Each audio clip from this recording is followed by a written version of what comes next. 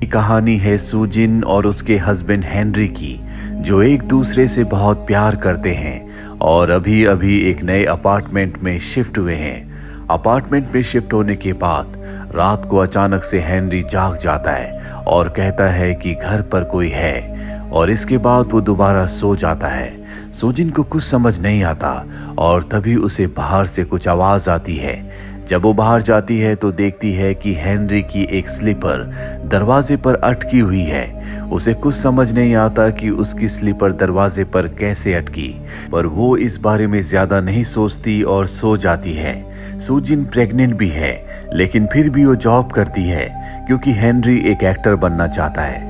वो हेनरी का उसकी जिंदगी में उसके पैशन में हर जगह साथ देती है। अब अगली रात को जब हेनरी सो रहा होता है तो उसके गाल पर एक मॉस्किटो काट लेता है, जिसके बाद वो बहुत अजीब तरीके से अपने गाल पर इचिंग करना शुरू कर देता है, जो देखकर सुजिन को अजीब लगता है। इसीलिए वो उसके हाथ को रोक लेती है, पर जब वो अगली सुबह उठती है तो हेनरी के गाल को देखकर डर जाती है, क्योंकि उसने अपने गाल को जख्मी कर लिया होता है। इसके बाद वो हेनरी के गाल पर दवा लगाती है और हेनरी ऑडिशन के लिए चला जाता है। अब सुजिन को अपने घर पर अपना डॉग नहीं दिख रहा होता, जिससे वो बहुत प्यार करती है। तभी उसे फ्लोर पर कुछ खून की बूंदें दिखती है, और जब वो बेड के नीचे देखती है तो उसका डॉग छुपा हुआ होता है, जो कि जख्मी भी है। वो समझ जाती है कि हेनरी ने उसे जख्मी किया है, लेकिन उसके दिमाग में एक ही सवाल होता है कि हेनरी ऐसा क्यों कर रहा है। इसीलिए ऑफिस जाने के बाद वो नींद में होने वाली बीमारियों के बारे में पढ़ती है, और घर आने के बाद वो हेनरी से कहती है कि हमें डॉक्टर के पास जाना चाहिए। शुरू में हेनरी मना कर देता है क्योंकि उसे लगता है कि वो पूरी तरह से नॉर्मल है, पर जल्द ही वो मान जाता है। अब जब रात को हेनरी सो रहा होता है तो सुजिन अपने ऑफिस का काम कर रही होती है। सुजिन ने हेनरी के हाथ में ग्लव्स पहना दिए होते हैं ताकि वो अपने आप को जख्मी ना करे, और तभी अचानक हेनरी उठकर फ्रिज के पास जाता है। वो फ्रिज को खोलता है और कच्चे अंडे और कच्चे फिश खाना शुरू कर देता है, जो देखकर सुजिन डर जाती है। वो उसे रोकने की कोशिश करती है, लेकिन वो रुकता नहीं है। सुजिन को ये देखकर वॉमिट आ जाती है, वो वॉमिट करने के लिए जाती है, जिसके बाद हेनरी अजीब तरीके से पानी पीता है, और अब वो सुजिन के डॉग को इस तरह से देखता है जैसे वो उसे मारना चाहता है। सुजिन वहां पर आ जाती है। हेनरी अपने कमरे में चला जाता है और विंडो के पास खड़ा हो जाता है। वो विंडो से नीचे गिरने वाला होता है कि सुजिन उसे बचा लेती है, जिसके बाद वो अपनी नींद से जाग जाता है। वो देखता है कि सुजिन बहुत ज्यादा डरी हुई है। वो समझ जाता है कि वो नींद में कुछ न कुछ गड़बड़ करता है। अगले दिन सबसे पहले अपने घर की सभी विंडोज पर रॉड्स लगवा देते हैं, ताकि रात को अगर हेनरी चले भी तो उसकी जान को खतरा ना हो।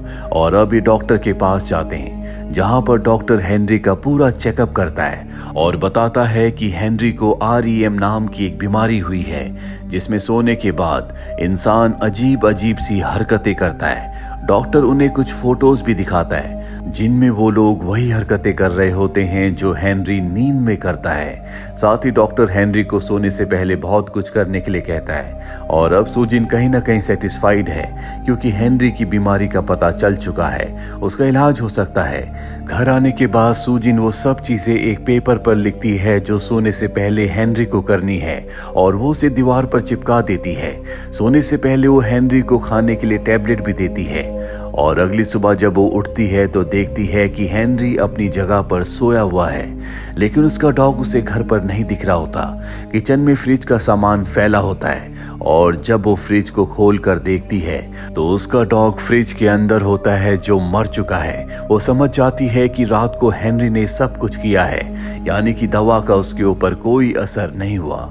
इसी तरह से कुछ और हफ्ते बीत जाते हैं, और अब सुजिन एक बच्चे को जन्म देती है।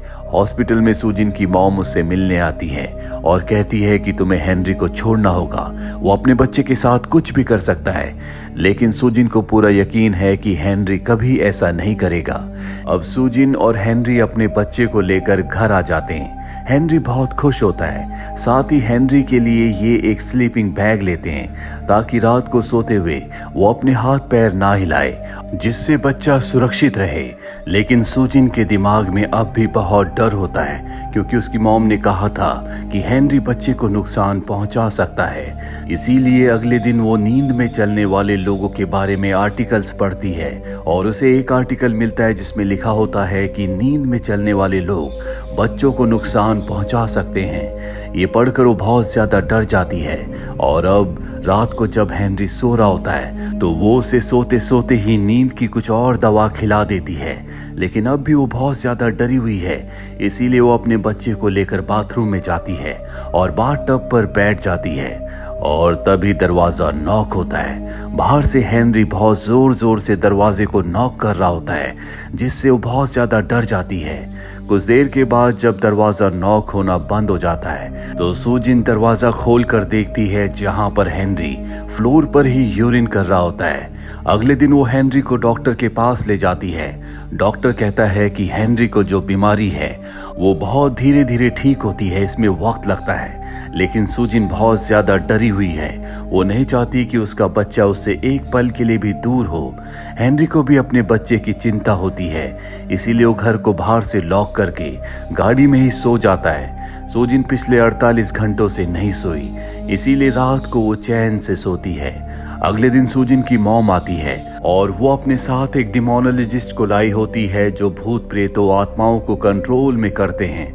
वो पूरे घर को चेक करती है और अंत में वो हेनरी के सामने रुक जाती है। वो हेनरी के शरीर को चेक करती है और बताती है कि हेनरी को सोते हुए एक आत्मा ने पजेस कर लिया है। जब भी हेनरी सोएगा वो आत्मा जाग जाएगी। हमें इस आत्मा का मकसद पता करना होगा, साथ ही इसका नाम भी कि ये आत्मा किसकी है।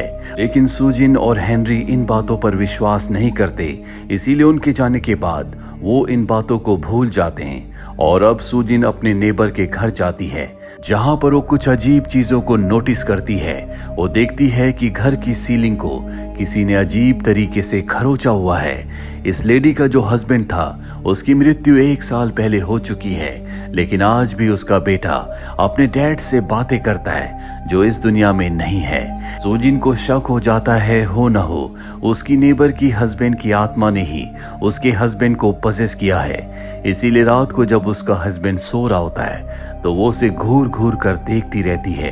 साथ ही वो उसे अपनी नेबर के हस्बैंड के पति के नाम से बुलाती है, पर वो गहरी नींद में होता है, इसीलिए वो कोई रिस्पॉन्ड नहीं करता। अगली सुबह होने पर हेनरी अपने बेड से नीचे गिर जाता है। वो देखता है कि बेड के नीचे तालिस्म है जो भूत प्रेतों को भगाने के लिए रखा जाता है। दरअसल सुजिन की मॉम ने ये उसे दिया था और अब वो दूसरे कमरे के दरवाजे को नॉक करता है। सुजिन दरवाजा खोलती है, वो देखता है कि सुजिन की आंखें लाल है। वो घूर घूर कर उसे देख रही है। दरअसल वो पिछले 2 दिनों से नहीं सोई, इसीलिए हेनरी जबरदस्ती उसे बेड पर ले जाता है और जिसके बाद सुजिन सो जाती है। वो कई घंटों तक सोती रहती है और अचानक से उसकी अपने बच्चे की आवाज से नींद खुलती है। वो पूरे घर में बच्चे को ढूंढती है, लेकिन उसे बच्चा नहीं मिलता। दरअसल आवाज बाहर से आ रही होती है और जब वो बाहर जाती है तो कूड़ेदान के अंदर से उसे अपने बच्चे की आवाज आती है।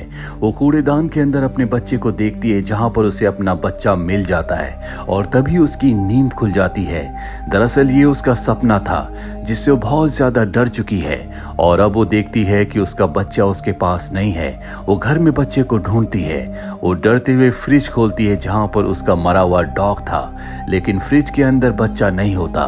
तभी वो गैस को देखती है जिसमें कुछ उबल रहा होता है। वो देखती है कि बहुत सारा सूप उसके हस्बैंड ने बना रखा है। वो सारा का सारा सूप जो कि बहुत गर्म होता है उसे नीचे गिरा देती है और अपने बच्चे को उसमें ढूंढना शुरू कर देती है, जिस दौरान उसका हाथ भी जल जाता है। और तभी हेनरी अपने बच्चे को लेकर आ जाता है। बच्चा उसकी गोद में होता है जो सही सलामत है। वो सुजिन की ऐसी हालत देखकर डर जाता है। वो देखता है कि उसके हाथ जले हुए हैं और अब वो फ्रिज में उसके लिए बर्फ लेने के लिए जाता है, पर तभी सुजिन पीछे से उसके सर पर वार करके उसे बेहोश कर देती है।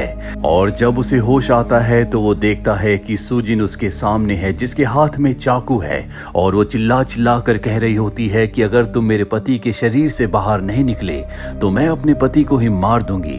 हेनरी उसे समझाता है कि ये मैं हूं, मेरे अंदर किसी भी शैतानी शक्ति का साया नहीं है, जिसके बाद वो हेनरी को छोड़ देती है। हेनरी को समझ में आ चुका है कि उसकी पत्नी सुजिन की दिमागी हालत खराब हो रही है, इसीलिए वो उसे हॉस्पिटल में एडमिट करवा देता है। साथ ही अब वो पहले से बेहतर है। वो डॉक्टर के पास जाता है। डॉक्टर कहता है कि तुम्हारी REM की बीमारी पूरी तरह से कंट्रोल्ड है। जो सुनकर हेनरी खुश हो जाता है। वो अपनी पत्नी को लेने के लिए हॉस्पिटल में जाता है, जहां पर उसे पता चलता है कि उसकी पत्नी पहले ही डिस्चार्ज हो चुकी है। वो हॉस्पिटल से घर के लिए निकल चुकी है। जल्दी से अपने घर पहुंचता है। वो देखता है कि पूरे घर को उसकी पत्नी सुजिन ने तालिज्म से यानी कि पवित्र मंत्रों के पेजेस से पूरी तरह से भर दिया है, क्योंकि सुजिन को पूरा विश्वास है कि उसके पति हेनरी के ऊपर उन्हीं के पड़ोसी की आत्मा का साया है। वो उसे एक प्रेजेंटेशन दिखाती है, जिसमें वो उसे बताती है कि जिस दिन हम इस घर में शिफ्ट हुए थे उस दिन 18 तारीख थी और उसी रात को तुमने कहा था कि घर पर कोई है। दरअसल 18 तारीख को ही हमारी नेबर के पति की मृत्यु हुई थी और उसकी आत्मा ने तुम्हें अपने कब्जे में कर लिया है। साथ ही वो उसे कुछ और फोटोज दिखाती है जिसमें हेनरी सोया हुआ होता है और सुजिन की मॉम और डिमोनोलॉजिस्ट एक रिचुअल करती है जिस बारे में हेनरी को कुछ पता नहीं होता। वो कहती है कि इस रिचुअल के बाद ही तुम पहले से बेहतर हुए हो, लेकिन अब भी वो आत्मा तुम्हारे अंदर है जो तुम्हारे पूरे शरीर पर कब्जा करना चाहती है। हेनरी इन सब बातों से परेशान हो जाता है। वो घर से जाने लगता है और तभी सुजिन उसकी तरफ एक बोर्ड फेंकती है जिस पर इन दोनों ने लिखा था कि ये हर हालात में एक दूसरे के साथ रहेंगे। और ये पढ़ने के बाद हेनरी रुक जाता है। वो कहता है कि जैसा तुम कहोगी मैं तुम्हारा साथ दूंगा। वो बताती है कि आज रात को 12 बजे के बाद एक ऐसा वक्त लगने वाला है जिसके बाद वो आत्मा जो तुम्हारे शरीर के अंदर है वो पूरी तरह से तुम्हारे शरीर पर अपना कब्जा कर लेगी, लेकिन मैं ऐसा होने नहीं दूंगी। जिसके बाद वो उसके कान में एक डिमोनिक मंत्र पढ़ती है और कहती है कि फ्रिज खोल कर देखो। और जब हेनरी फ्रिज खोल कर देखता है तो उसके अंदर इन्हीं के पड़ोसी के डॉग की बॉडी होती है जिसे खुद सुजिन ने मारा था। ये देखकर उसे वॉमिट हो जाती है। वॉशरूम में जाता है जहां पर वो बाथटब में अपनी नेबर को देखता है जिसे सुजिन ने बांध कर वहां पर रखा हुआ है। वो बहुत ज्यादा घबरा जाता है और अब सुजिन अपनी नेबर को बाहर लेकर आती है और उसके सर पर ड्रिल मशीन रख कर कहती है कि अगर तुम मेरे पति के शरीर से बाहर नहीं निकले तो मैं तुम्हारी पत्नी को मार दूंगी। लेकिन हेनरी के शरीर से अब भी वो आत्मा बाहर नहीं आती। जिसके बाद खुद उसकी नेबर चिल्ला चिल्ला कर कहती है कि हेनरी के शरीर को छोड़ दो, दूसरी दुनिया में यानी कि आत्माओं की दुनिया में चले जाओ। लेकिन अब भी हेनरी पूरी तरह से नॉर्मल होता है। जिसके बाद सुजिन ड्रिल मशीन चला देती है और अपनी नेबर को नुकसान पहुंचाती है और तभी हेनरी चिल्ला चिल्ला कर कहता है कि मेरी पत्नी को छोड़ दो, उसे नुकसान मत पहुंचाओ। यानी कि सच में हेनरी के शरीर के अंदर उसके नेबर की आत्मा थी और अगर ये आत्मा 12 बजे से पहले हेनरी के शरीर को छोड़कर नहीं गई तो ये हमेशा के लिए उसके शरीर में रहेगी। और अब 12 बजने वाले हैं और 12 बजने से पहले उसके नेबर की आत्मा जो कि हेनरी के शरीर के अंदर है वो अपनी पत्नी को गुड बाय करती है। जिसके बाद वो खिड़की के पास चला जाता है और हम सुजिन की आंखों में देख पाते हैं कि हेनरी के शरीर के अंदर से एक आत्मा खिड़की से बाहर निकल जाती है। जिसके बाद हेनरी वहीं पर बेहोश हो जाता है। सुजिन उसके पास जाती है और अब हेनरी उसे कहता है कि सब कुछ ठीक हो गया, वो आत्मा जा चुकी है। सुजिन भी अब चैन की सांस लेती है। उसे पूरा यकीन हो चुका है कि उसका हस्बैंड अब पूरी तरह से ठीक है। उसकी नेबर की हस्बैंड की आत्मा ने उसके शरीर को 100 दिन पूरे होने से पहले छोड़ दिया है, क्योंकि अब भी 12 नहीं बजे होते। दरअसल पिछले 99 दिनों से हेनरी के शरीर में वो आत्मा थी और अगर आज 12 बज जाते, 100 दिन पूरे हो जाते तो वो आत्मा हेनरी के शरीर को कभी नहीं छोड़ती। पर अब सब कुछ ठीक हो जाता है और इसी के साथ ये फिल्म, ये कहानी यहीं पर खत्म हो जाती है। उम्मीद करते हैं कि ये कहानी आपको पसंद आई होगी।